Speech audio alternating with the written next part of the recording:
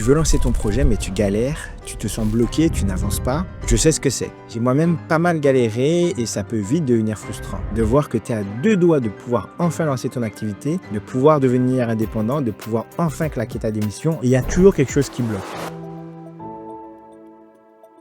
Pendant longtemps, j'ai cru que ce qui bloquait le lancement de mes projets, c'était mon manque de moyens, le manque de temps ou mon manque d'organisation. La peur est consciente de ne pas être suffisamment prêt et de ne pas être le plus grand expert dans mon domaine. D'autres ont peur de se tromper, peur de s'exposer, peur des risques. Et en fait, tout ça, c'est pas la raison principale du fait que tu sois bloqué aujourd'hui. La bonne nouvelle, c'est que c'est ni l'argent, ni le temps, ni les compétences qu'il te manquent. En réalité, ce qu'il te freine, c'est le fait de ne pas te rendre compte que tu es dans le brouillard en fait dans ton projet. Ce qu'il te manque, c'est de la clarté. L'objectif de cette vidéo, c'est de te montrer concrètement comment le fait d'être clair dans ton projet va te permettre d'avancer beaucoup plus vite et de pouvoir enfin donner place à tes rêves et enfin te permettre de devenir indépendant. Dans cette vidéo, tu vas découvrir trois choses. Numéro 1, pourquoi le manque de clarté est le plus grand frein de ton projet aujourd'hui.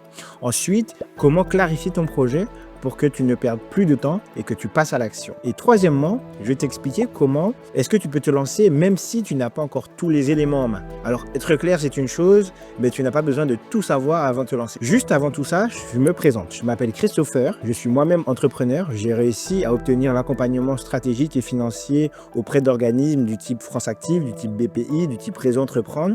Ça m'a pris quand même plusieurs années avant de pouvoir comprendre la mécanique du financement, comprendre la mécanique de l'entrepreneuriat, malgré le fait que j'ai fait des études dans ce sens. Et il y a une réelle différence entre ce que j'ai pu voir à l'école et ce que le terrain m'a montré. Savoir comment faire une demande de financement, savoir comment parler aux interlocuteurs, quel discours avoir, je vous promets que entre la théorie et la pratique, il y a vraiment un monde. Et des fois, on sait les choses, mais ça se joue sur des nuances. Je connais pas mal de personnes qui se sont vues refuser des prêts, refuser leurs projets parce que simplement ils n'avaient pas su mettre en avant l'élément que le banquier ou que l'interlocuteur avait besoin de voir pour valider son dossier. Et du coup, c'est les nuances qui font la différence. Ah oui, quelque chose d'important à savoir sur moi. Dans mon cheminement entrepreneurial, j'ai clairement connu plus d'apprentissage que de réussite. Alors, je dis apprentissage, mais on connaît beaucoup d'échecs, mais tous ces échecs, c'est de l'apprentissage qui m'ont permis de devenir aujourd'hui beaucoup plus efficace lorsque je lance un projet ou lorsque j'accompagne mes clients à lancer leur projet. Et si tu veux en savoir beaucoup plus sur moi,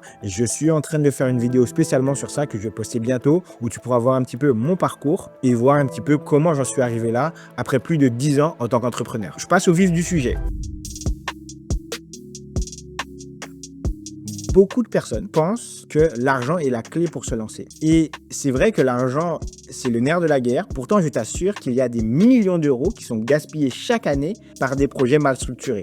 Il faut bien faire attention. C'est pas l'argent qui fait le projet, c'est le projet qui fait l'argent. Il y a beaucoup de personnes aussi qui pensent ne pas avoir le temps. Mais le temps, c'est surtout une question de priorisation. Si tu as envie de faire quelque chose, tu vas trouver le temps pour le faire. Donc, l'excuse de « j'ai pas le temps », en réalité, on a toujours le temps. Si toutefois, je te disais qu'il fallait utiliser 1 heure de ta journée, je t'offrirais 1 million d'euros, tu trouverais ce temps-là. Donc, c'est juste une question de priorisation. Il y a des choses qui comptent et il y a des choses qui, en réalité, ne comptent pas autant que ça. Après, je suis pas là pour te culpabiliser ou pour te juger, hein, tu fais ce que tu veux. Mais le fait est que c'est pas une question de temps. Dernière croyance, beaucoup de personnes doutent de leurs compétences personnelles. On n'a pas besoin d'être le plus grand expert de son domaine pour se lancer. Parce que aujourd'hui, tout le monde a commencé quelque part. Très peu sont les personnes qu'on connaît aujourd'hui qui ont des grands succès, qui se sont fait tout de suite et qui sont devenus des experts du jour au lendemain. Si on veut ouvrir une pizzeria et qu'on n'a jamais fait de pizza de sa vie, effectivement, ça peut être assez problématique. Mais se lancer en tant que consultant sur une thématique que l'on connaît mieux que la plupart des personnes ne demande pas non plus d'être le plus grand expert du domaine. Moi, pour le coup, je ne suis pas le plus grand expert en levée de fonds, je ne suis pas le plus grand expert en entrepreneuriat. Pourtant, je considère en savoir plus que la moyenne. Et si toutefois, je peux contribuer à apporter de la valeur, à apporter des éléments de connaissance à ceux qui en ont besoin, moi, ça me fait plaisir. Et au fur et à mesure, effectivement, ça va se peaufiner.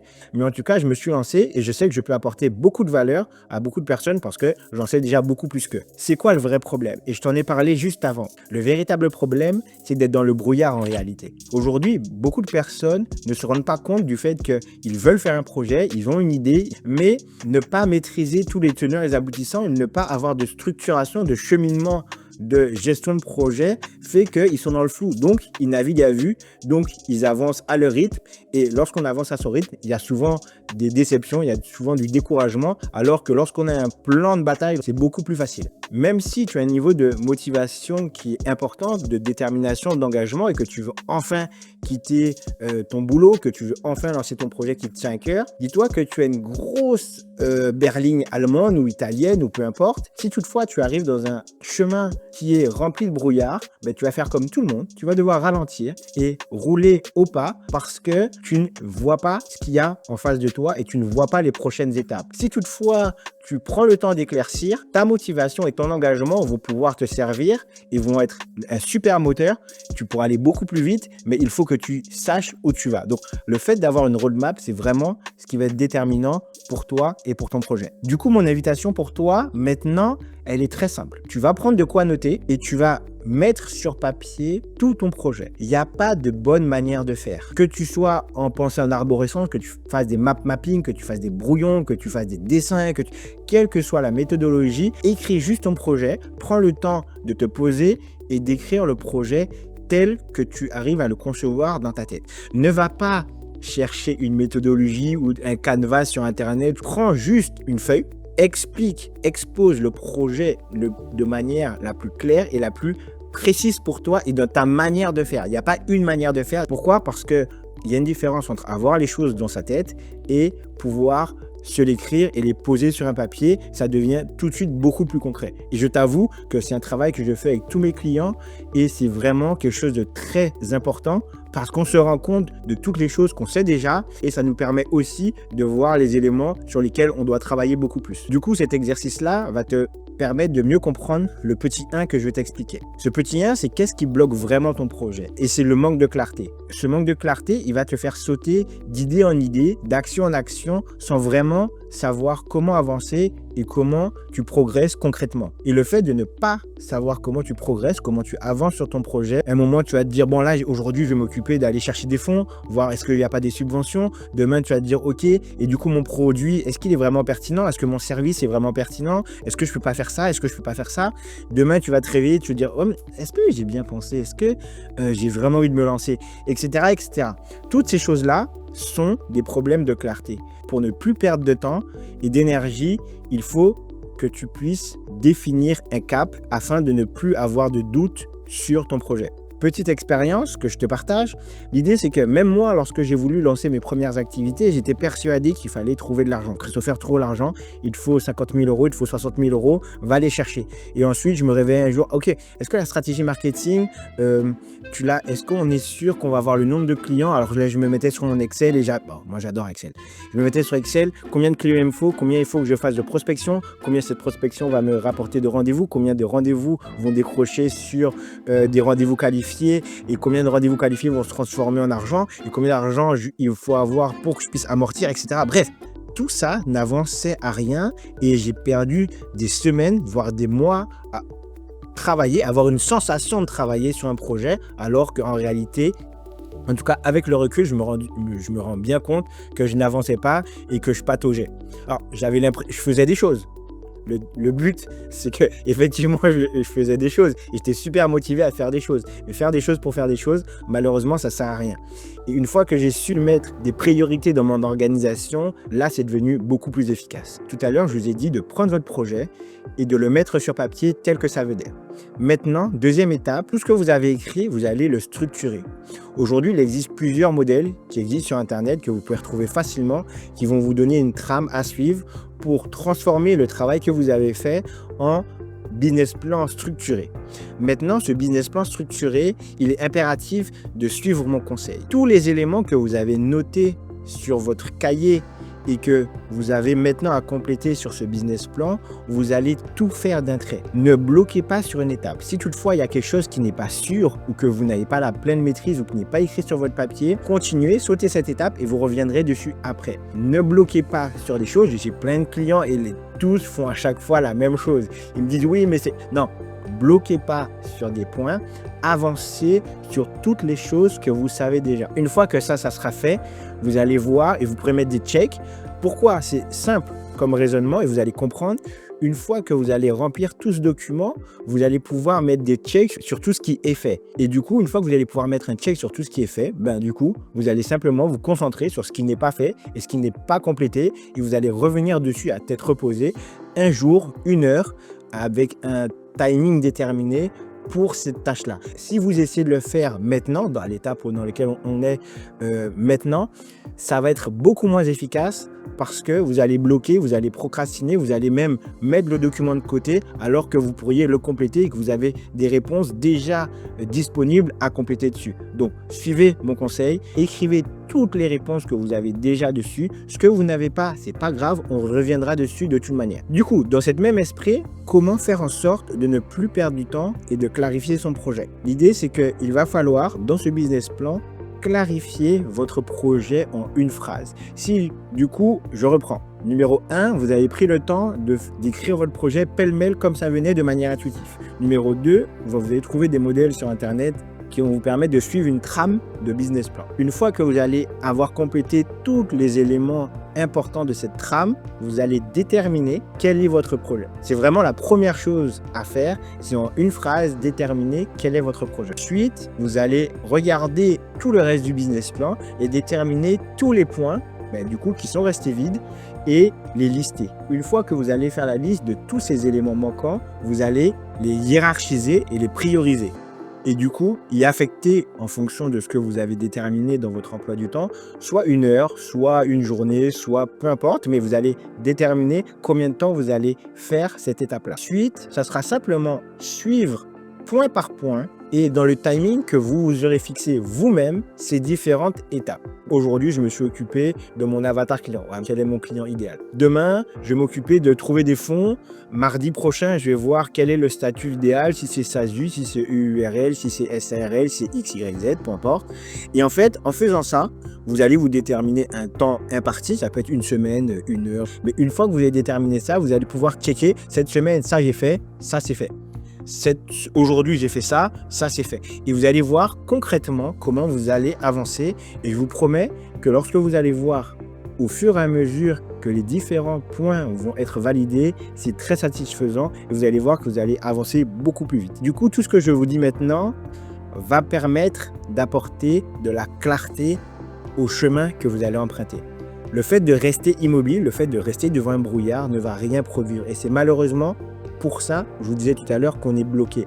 Aujourd'hui, je vous donne les étapes pour dégager progressivement le brouillard que vous avez sur votre route pour avoir une meilleure vision. Pour illustrer ce que je suis en train de vous dire, c'est comme si vous preniez une lampe torche et que vous preniez le temps d'allumer au fur et à mesure sur votre chemin et avancer, et avancer, et avancer. Plus vous allez être efficace et plus vous allez gagner en rapidité, en efficacité et plus ça va devenir efficace. Et pour moi, c'est ça qui fait la différence aujourd'hui avec les entrepreneurs matures.